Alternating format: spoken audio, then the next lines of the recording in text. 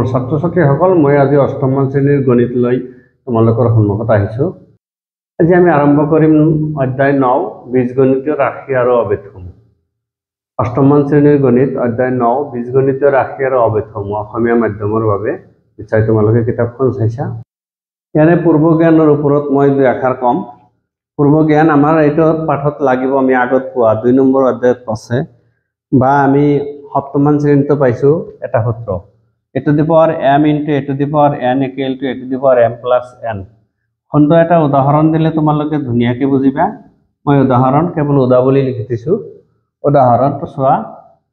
x to the power 3 into x to the power 4।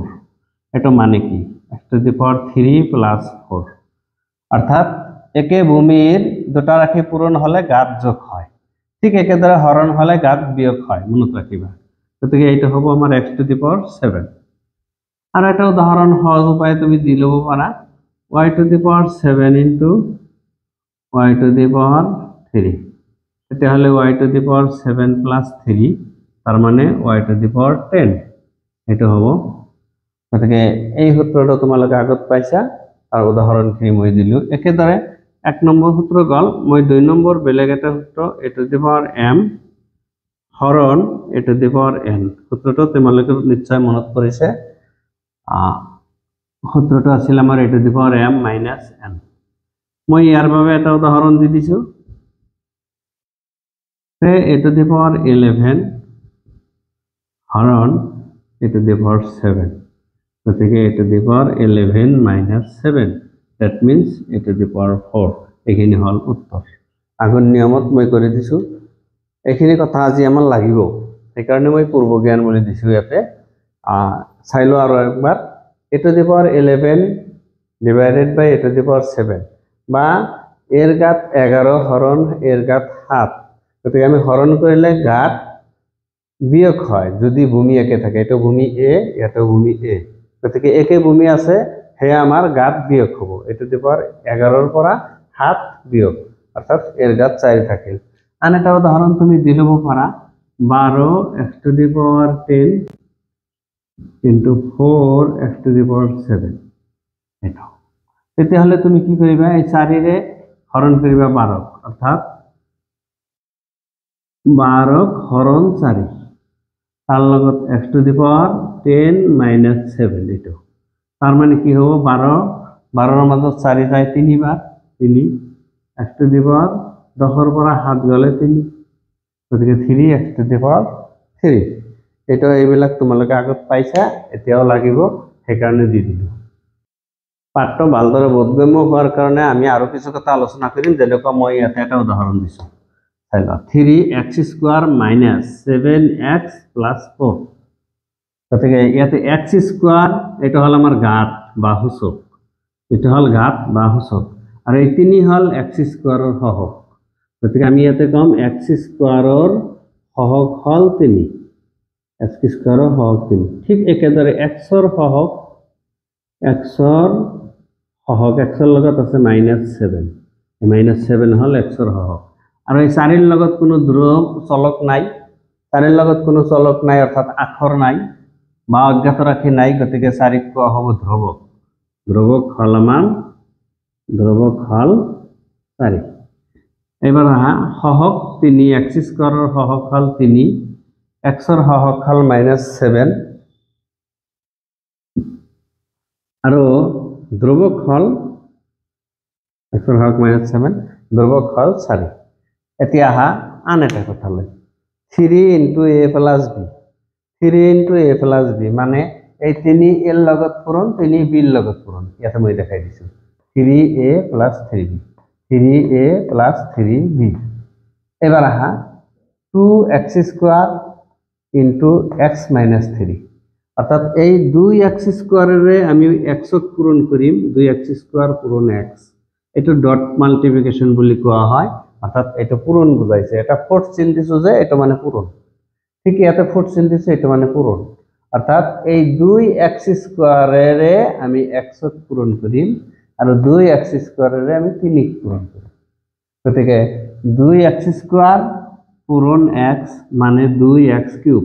x square আৰু x cube ইয়াৰ গাত একো নাই মানে 1 আছে মই বুজাৰ সুবিধাৰ কাৰণে মই দেখাই দিছো 2 যোগ 1 তাৰ মানে 3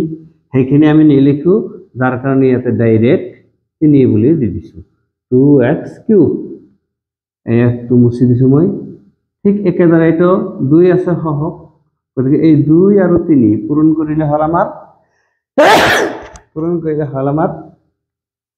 6 2 আৰু 3 পূৰণ কৰিলে হল 6 x স্কয়াৰ আছে x স্কয়াৰ এখিনি হল একেদৰে তুমি আৰু পূৰণ কৰিব দিব তোমাক যেনেকুৱা 7x square y into twice x y square plus 3x square y এনেকুৱা দিলে গতিকে তুমি এই ক্ষেত্ৰত কি কৰিবা এই ক্ষেত্ৰত এই 7x স্কয়াৰে ইয়াক পূৰণ 7x square y ৰে ইয়াকো পূৰণ গতিকে আমি দুয়োটা ৰাশিত পূৰণ কৰিলে হৈ যাব এই উদাহৰণটো ভালদৰে বুজি লোৱা এটা উদাহৰণ মোস্ট ইম্পৰ্টেন্ট এই 7x square y ৰে পূৰণ কৰিছো আমি এইখিনি আকৌ সেই 7x square y ৰে পূৰণ কৰিছো এইখিনি পূৰণ কৰিলে কি হয় 7x square y পূৰণ এটা 4 চিনটো মানে পূৰণ 2x y square আকৌ এই যে যোগ আছে সেই যোগ এই 7x square y ৰে পূৰণ কৰিছো এইখিনি 7x square y পূৰণ 3x square y ভালদৰে চাই লবা 7x square y আৰু 3x square y এটো আৰু এটো একবাৰ ইয়াৰে এইটো পূৰণ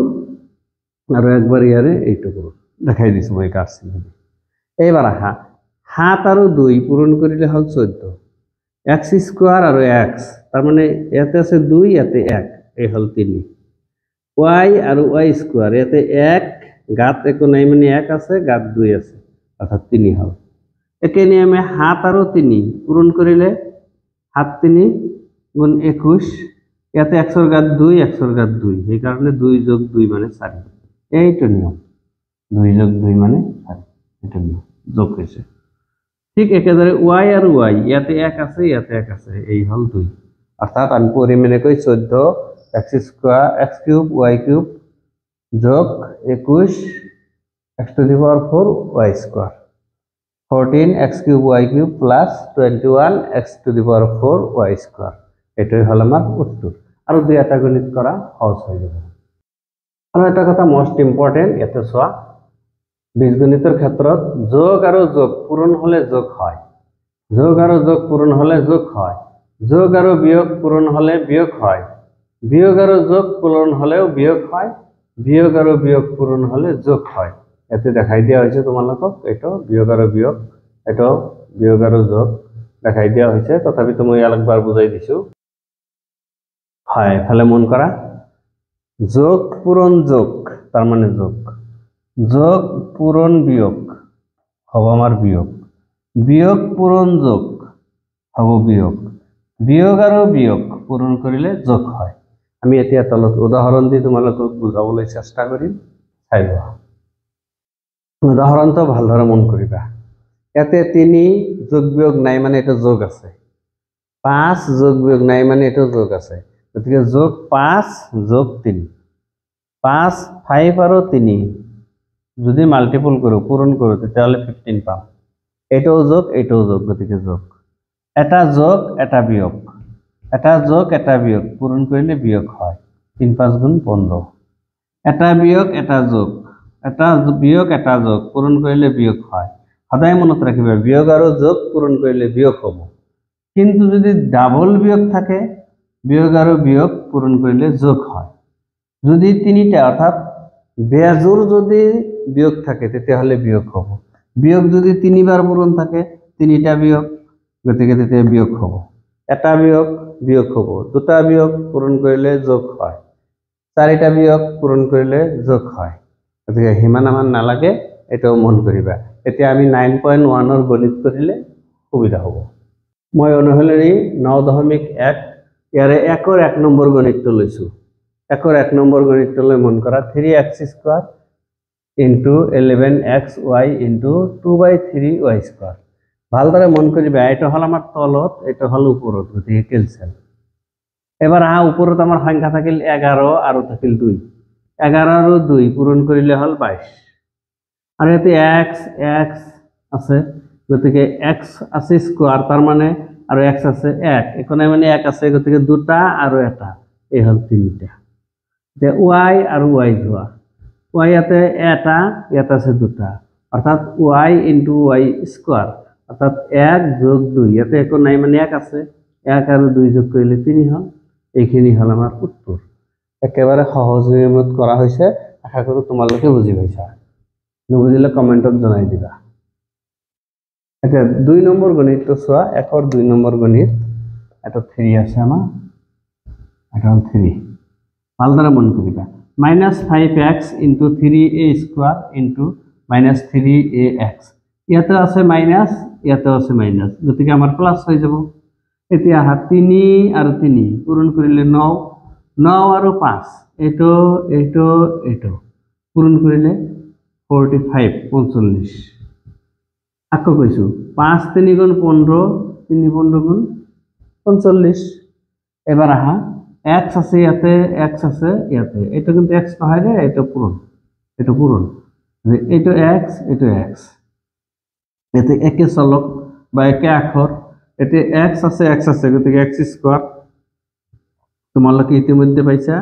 a পূরণ a মানে a² গতিকে x পূরণ x মানে কি হবো নিশ্চয় x² হবো x পূরণ x x²। এবার আহা a আছে ইয়াতে স্কয়ার তার মানে দুটা আছে ইয়াতে আছে এটা ঘাত আছে 1 অর্থাৎ 2 + 1 গতিকে a⁴ এইখিনি হবো আমার উত্তর অতি সহজ নিয়মে করে দেওয়া হয়েছে আকাবার মই বুঝাই দিছো মাইনাস আর প্লাস আর মাইনাস গতে মাইনাস ডাবল আছে হে পূরণ করলে প্লাস হবো প্লাসের লগতে এই প্লাস পূরণ করলে প্লাস এই হল 5 3 আর 3 পূরণ করলে 45 x আর x পূরণ করলে x² a² আর a পূরণ করলে a³ দুটা আর এটা ঘাত হল যোগ এবার 1 और 3 নম্বর গণিত লই আহা 1 और 3 নম্বর -3p³ * -15p³ আর আছে q³ গতিকে ইয়াতে সব মাইনাস আমার ডাবল আছে ইয়াতে এটা মাইনাস ইয়াতে এটা মাইনাস গতিকে পূরণ করিলে প্লাস হয়ে গেল গতিকে এটা আমার প্লাস হবো 3 15 পূরণ করিলে 45 আগর দ্বারাই হয়েছে এইবার আহা ইয়াতে p ইয়াতে আছে p ইয়াতে নাই মানে এটা আছে 1 আর ইয়াতে 3টা আছে 3 অর্থাৎ 1 + 3 q আর q পূরণ করা ইয়াতে q ঘাত নাই মানে 1 আছে ঘাত 3 আছে আর ঘাত 3 আছে গতিকে 1 + 3 + 3 অর্থাৎ একে চলক পূরণ হলে ঘাত যোগ হয় আকো 45 p⁴ + 1 বা 1 + 3 that means 4 q⁴ 1 3 3 7 আশা করি বুঝি পাইছা আমি পরবর্তীতে এই মাজর এইটো হারি নিলিখো ডাইরেক্ট লিখিম 3 আর 15 পূরণ করিলে 45 p³ পূরণ করিলে p⁴ 4 q² 3 3 6 আর 1 7 এটা হবো আমার উত্তর আশা করি তোমালোকে বুঝি পাইছা আর এটা গণিত আমি আজি করিম লাস্ট গণিত এটা 4 নম্বৰ গণিত লই তোমালোকৰ কিতাবত পাঠ্যপুথিত পৃষ্ঠা নম্বৰ 161 161 পৃষ্ঠা পেজ 161 চাই লবা অসমীয়া মাধ্যমৰ কিতাপ এবাৰ এখানে আমাৰ গণিতত আছে বিতৰণ বিধি বুলি কোৱা হয় তো বিতরণ বিধি এই 3x এর এইখিনি পূরণ আর 3x এর এইটো পূরণ 3x পূরণ 5x² যোগ আছে যোগ ইয়াতে বিয়োগ থাকিলে আমি বিয়োগ দিম গতি 3x পূরণ 8 ডট মাল্টিপ্লিকেশন 3 আর 5 পূরণ করিলে 15 x আর x² পূরণ করিলে হল x³ x আর x² পূরণ করিলে ঘাত যোগ হয় ঠিক 3 আর 8 পূরণ করিলে 24 x আছে x অর্থাৎ 15 x³ 2 আর 1 এটো 1 এটো 2 ঠিক একেবারে এটো বাকি নাই 3 আর 8 পূরণ করিলে 24x এখানে হল আমার উত্তর এবার আহা 5 নম্বর গণিত লই যাও আজি লাস্ট গণিত এটা আমার দেয়া আছে এটা মানে কি 2/3y 18y² লগত পূৰণ 2/3y আৰু এই y লগত পূৰণ গতিকে আমি 2/3y আৰু 18y² পূৰণ কৰি দিছো 2/3y 18y² ইয়াতে বিয়োগ আছে বিয়োগ 2/3y 2/3y লগত আৰু এটা y এইবাৰ আহা এই 3 18 মাজত যায় 6 বাৰ গতিকে ইয়াতে 2 আৰু 6 থাকি গল 2 আৰু 6 পূৰণ কৰিলে হল 12 y আৰু y² পূৰণ কৰিলে 1 2 ইয়াতে ঘাত একো নাই মানে 1 আছে বিয়োগ বিয়োগ ইয়াতে তো কটাকটি না যায় 2/3 যেনেকৈ আছে তেনেই থাকি যাব 2/3 y আৰু y পূৰণ কৰিলে y² ইতিমধ্যে তোমালোকে শিকিছা গতিকে এইটো হল 12y³ বিয়োগ 2/3y² এইখিনি হল আমাৰ উত্তৰ আৰু একবাৰ মই দেখাই দিছো এই দুটা ইয়াৰ লগত একবাৰ পূৰণ ইয়াৰ লগত একবাৰ পূৰণ ইয়াক কোৱা হ'ব বিতৰণ বিধি পূৰণৰ বিয়োগৰ ওপৰত পূৰণৰ বিতৰণ বিধি গতিকে এই দুটাৰ লগত এইটো পূৰণ বিধিটো মই তোমালোকে আগতে পাইছা a * b বিয়োগ c মানে a পূৰণ b বিয়োগ a পূৰণ c এটা আছিল আমাৰ বিতৰণ বিধি মাজত বিয়োগ থাকিলে ঠিক সেই সূত্ৰটা আমি ইয়াতে ইউজ কৰিছো এইটো এটাৰ লগত পূৰণ এইটো এটাৰ লগত পূৰণ গতিকে ইয়াতে 3 আছে তলত 18 আছে ওপৰত 3 আৰু 18 কটাকটি গৈ 6 বাৰ 6 আৰু ইয়াতে আছে 2 পূৰণ কৰিলে 12 y এটা আছে y² আছে ডাবল আছে গতিকে 3 বাৰ থাকিল গতিকে y³ একেদৰে এটো কাটাকাটি না যায় 2/3 যেনে আছে তেনেই থাকিব y আৰু y পূৰণ কৰিলে y² গতিকে আমি পৰৱৰ্তী ভিডিঅলৈ তোমালোকক আমন্ত্ৰণ জনাই আজিৰ ভিডিঅটো যদি কিবা ত্ৰুটি ৰৈ গৈছে শুধৰাই দিলে কৃতজ্ঞ হ'ম এই আশাৰে পৰৱৰ্তী ভিডিঅ যোগ হোৱাৰ আহ্বানেৰে আজিৰ ভিডিঅৰ পৰা বিদায় লৈছো ধন্যবাদ